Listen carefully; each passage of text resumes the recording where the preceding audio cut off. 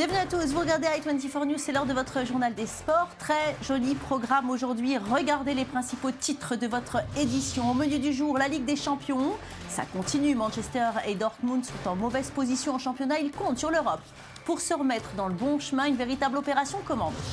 Les plus beaux buts du week-end, c'est notre rendez-vous belles images, des inspirations géniales, des frappes surpuissantes, c'est notre top 5. Basket avec les Mavericks de Dallas qui sont en pleine forme. Ils enchaînent une 3e victoire à l'extérieur. Les victimes du jour, ce sont les Knicks de New York. Et enfin, le sport pour éviter de devenir fou en prison. C'est le pari fait par quelques Mexicains qui s'adonnent à leur passion, la lutte. Et on ouvre cette édition par du football. La Ligue des Champions, c'est reparti. 8e de finale aller. Le niveau est moins élevé que la semaine dernière, mais il va y avoir du spectacle et de l'enjeu. Regardez, l'Olympiakos reçoit en Grèce Manchester United, confortablement installé en tête du championnat avec 20 points d'avance sur le second. Le club athénien compte sur la Ligue des Champions pour en retrouver un petit peu d'adrénaline. Et quoi de mieux que d'affronter un cadre européen pour retrouver l'excitation de la compétition. Les Reds Devils sont en difficulté actuellement. 6e du championnat, éliminé de toute coupe nationale. Les hommes de David Moyes veulent faire un coup sur la scène européenne et cela passe par un déplacement toujours périlleux en terre grecque. David Moyes, entraîneur très contesté, pourra néanmoins compter sur ses deux meilleurs joueurs, Robin van Persie et Wayne Rooney. Je propose de l'écouter tout de suite. Ce sont deux excellents joueurs. Nos résultats, quand ils jouent, sont bien meilleurs que quand ils ne sont pas là, quand les deux joueurs étaient blessés. Van Persie était blessé plus longtemps que Rooney, mais les deux sont maintenant revenus au meilleur de leur forme. Ce sont deux buteurs qui marquent et c'est bon pour nous. C'est pour ça que ce sont des joueurs de haut niveau. Ils marquent dans les grands matchs et sont là dans les grands moments.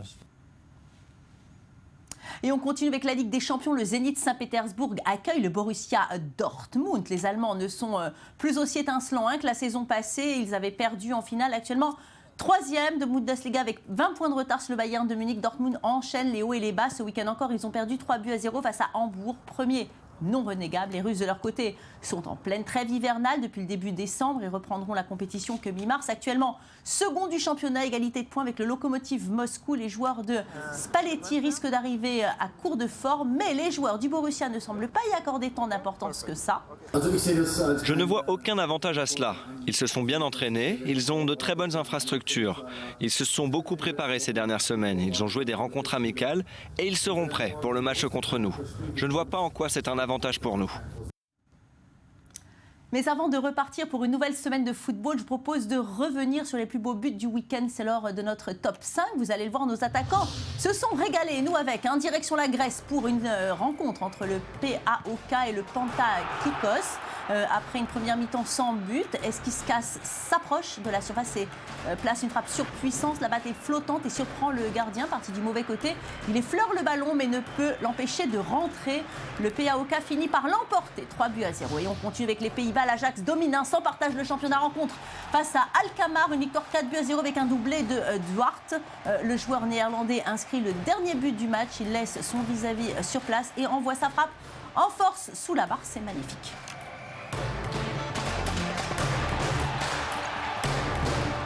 Et direction l'Espagne maintenant, l'Atlético Madrid n'est plus aussi dominateur. Les Madrilènes se sont laissés surprendre à Osasuna à l'image de ce boulet de canon d'Armenteros. La défense est apathique et laisse le joueur armer sa frappe à loisir. L'Atlético s'incline lourdement, 3-0.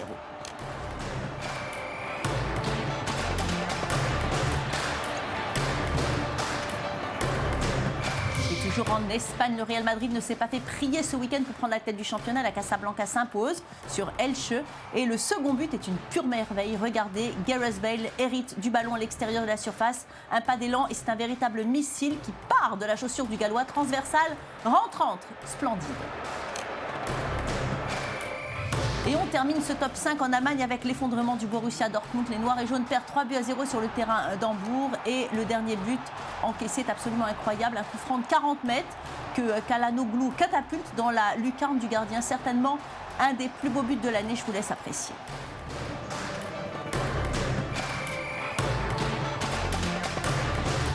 Et une histoire de famille à présent, tel père, tel fils. Enzo Zidane, fils de Zinedine, a été convoqué pour faire un stage chez les Bleuets, l'équipe de France des moins de 19 ans. Ce stage qui se tiendra Du 3 au 5 mars prochain à Clairefontaine, les joueurs vont passer les tests médicaux. Enzo Zidane aura 19 ans le 24 mars. Il évolue au poste de milieu de terrain avec les jeunes du Real Madrid, le club où son père a terminé sa carrière de joueur et où il est actuellement entraîneur adjoint. Enzo possède la double nationalité, française et espagnole, mais il a décidé de porter le maillot bleu.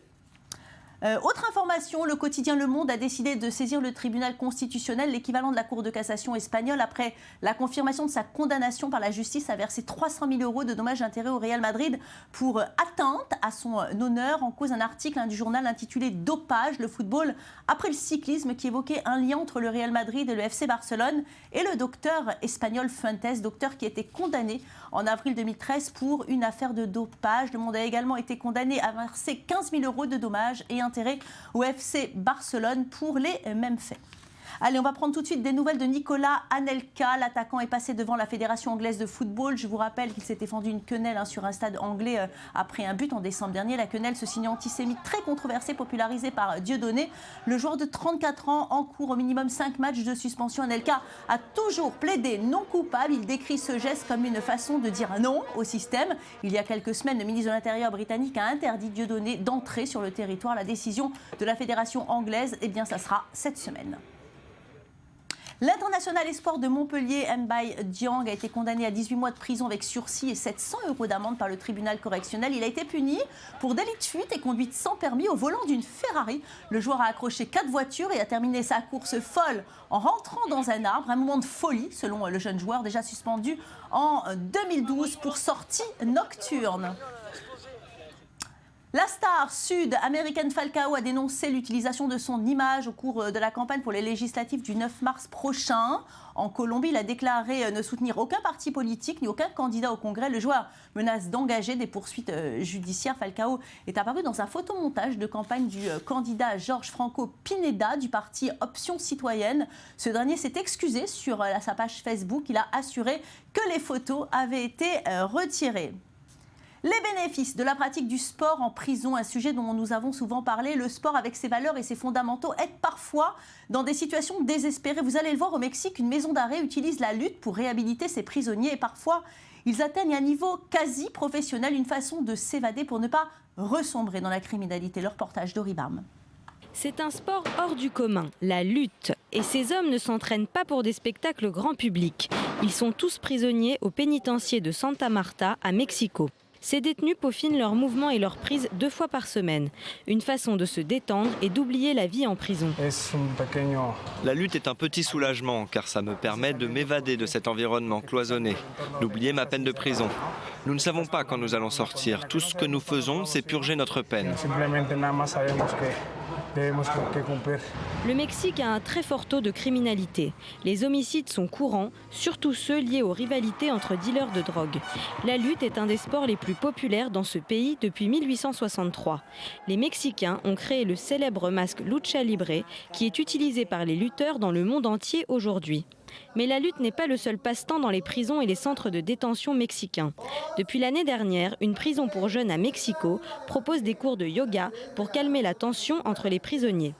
Dans les pénitenciers pour adultes, les entraînements de lutte sont donnés par d'anciens sportifs professionnels condamnés par la justice. Le crime que j'ai commis s'appelle privation illégale de liberté. Je l'ai fait parce que j'étais immature, avec des gens que je n'aurais jamais dû fréquenter. Les prisons utilisent souvent le sport pour réhabiliter les prisonniers. Et la tradition de la lutte mexicaine peut véritablement changer la vie des détenus. Je me suis mis à aimer le sport parce que la lutte est une discipline magique. C'est comme ça que ça a débuté. J'ai commencé à m'entraîner pour m'amuser et maintenant c'est mon métier. Ça fait partie de ma vie puisque je suis un lutteur de la lucha libre. Peut-être que les prisonniers n'atteindront pas le niveau des grandes ligues sportives, mais ils continueront à lutter, à encercler leurs adversaires et à donner des performances spectaculaires. On passe à la NBA. Les Dallas Mavericks enchaînent une 3e victoire à l'extérieur consécutive, cette fois-ci au Madison Square Garden à New York, et il y a eu du suspense jusqu'à la fin. Regardez les images, une belle série pour Dallas qui après Philadelphie et Detroit se paye les Knicks de New York, mais les joueurs de la Big Apple se sont battus à l'image de ce panier d'Anthony. Les deux équipes sont au coude à coude. Au 3e quart-temps, Monte Ellis perd fort la défense et s'en va dunker pour donner 4 points d'avance aux Mavericks. Les Knicks sont toujours au contact. Panier à 3 points de Carmelo Anthony. Il marque 44 points sur l'ensemble du match. Et c'est bien le seul qu'il surnage pour New York. Et en face, il y a du répondant. Vince Carter marque également dehors de la raquette. José Calderón s'échappe de 3 opposants et place en orbite Brandon Wright. Dallas mène de 8 points à 1 minute 30 de la fin. Mais New York s'arrache, Tyson Chandler réduit la différence et Carmelo Anthony égalise à 108 partout alors qu'il ne reste que 50 secondes de jeu. C'est absolument incroyable. Derrière, les Mavericks, Nowitzki tente sa chance et sur ce corso que la balle finit par rentrer. Dallas s'impose sur le buzzer, score final 110 à 108. Un très beau match. Les JO de Sotchi, c'est fini, on peut le dire, carton plein pour Vladimir Poutine. Tout s'est bien passé, double succès pour le président russe qui a beaucoup investi dans la compétition. La Russie est première au classement des nations et le comité olympique a félicité le pays pour son organisation rigoureuse. Le bilan des Jeux. Vladimir Poutine n'aurait pu rêver un plus beau final pour ces Jeux. La Russie termine première au classement des médailles. En dépit des menaces terroristes, rien n'est venu assombrir la fête olympique. Et côté organisation, la Russie a eu droit aux félicitations du CIO. Tout a parfaitement bien fonctionné ici, que ce soit les transports ou la sécurité dans les villages olympiques. La nourriture, tout était vraiment excellent. Certes, la sécurité a été omniprésente, la ferveur olympique pas toujours à la hauteur des précédents Jeux d'hiver, et la météo un peu trop printanière et donc la neige un peu trop molle, mais Thomas Bach assure n'avoir reçu aucune plainte d'aucun athlète. Ces Jeux ont été incroyables et je sais qu'on a beaucoup parlé des lois anti-gays avant qu'on vienne ici. C'est sans doute l'un des sujets sur lesquels on a été le plus interrogé. Mais ça a été un non-sujet une fois qu'on est arrivé ici. Tout le monde a été respecté, tout le monde a été bien accueilli et ça a été une expérience vraiment merveilleuse. Des ONG de défense des droits de l'homme ont dénoncé les interpellations d'opposants critiques à l'égard des Jeux, mais aucune n'est venue défier l'interdiction de manifester à Sotchi. Seuls les Pussy Riot ont fait une apparition, mais elles ont vite été rattrapées par les policiers. La logique de leur action est parfaitement claire. La logique des autorités, c'est que nous passions le maximum de notre temps ici, en détention, afin que nous ne puissions mener aucune action. Vladimir Poutine, lui, a fait bien plus qu'une apparition. Les violences meurtrières en Ukraine ne l'ont pas empêché d'être très présent pendant ces Jeux et il entend bien désormais tirer un large profit personnel et politique de leur succès. Sur le plan économique, en revanche, la Russie se prépare à des lendemains difficiles, même si son gouvernement assure le contraire. Je pense que Sotchi et le pays dans son ensemble ont réussi à donner une image positive qui va attirer à la fois les hommes d'affaires et les touristes à Sotchi et en Russie en général. Mais il faudrait vraiment un afflux massif d'étrangers pour rentabiliser les énormes investissements réalisés. Les Jeux les plus chers de l'histoire risquent fort de se transformer en gouffre financier pour la Russie de Vladimir Poutine. Et c'est l'heure pour les délégations nationales de rentrer au bercail. Regardez, c'est le cas de l'équipe néerlandaise qui est arrivée dans le petit village d'Assen, au nord du pays. 15 000 personnes étaient là pour les accueillir. Sur la place principale, tous les champions étaient présents. Irene Wust, double médaillée d'or en patinage de vitesse, a même lancé des fleurs à la foule. Et au Japon également, des centaines de fans étaient présents à l'aéroport de Narita pour souhaiter la bienvenue à son équipe olympique. C'est le médaillé d'or Yuzuru Hanyu qui a remporté le plus de suffrages. C'est le premier asiatique à gagner le patinage artistique masculin. Le Japon arrive 17e au classement des nations. Et allez, on ouvre une page de tennis. À présent, Roger Federer est toujours là après la saison 2013. Décevante, il commence 2014 de très belle manière. Très bon départ pour Roger. Sur le tournoi de Dubaï, le Suisse est bien en jambes. Il empoche très facilement le premier set 6-1 face à Becker. Au second set, on repart de plus belle. Le numéro 8 mondial enchaîne les points, échange long, monté au filet, son adversaire ne peut absolument rien faire. Mais je vous propose à présent d'apprécier le point de match. Federer est au service, Becker renvoie un coup sur coup, l'échange est intense, mais le Suisse est partout sur le court. Réflexe au filet, puis geste magnifique alors qu'il était lobé. Il place la raquette entre ses jambes. Et lobe à son tour, le geste est osé.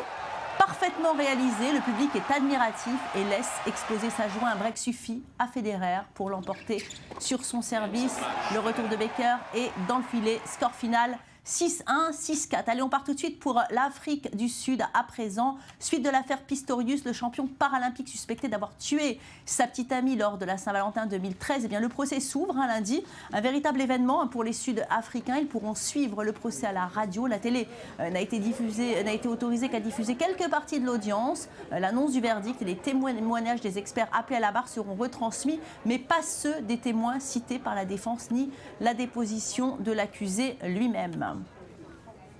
Et bien voilà, c'est la fin de cette émission. Quel plaisir d'avoir passé ce moment en votre compagnie. On se retrouve demain, même heure, même chaîne pour de nouvelles aventures sportives. Et je vous propose de nous quitter sur ces jolies images. Regardez, ça se passe au Chili. Ce sont des casse-cous qui se sont donné rendez-vous pour dévaler les ruelles de Valparaiso. Restez avec nous. L'info continue sur i24 News.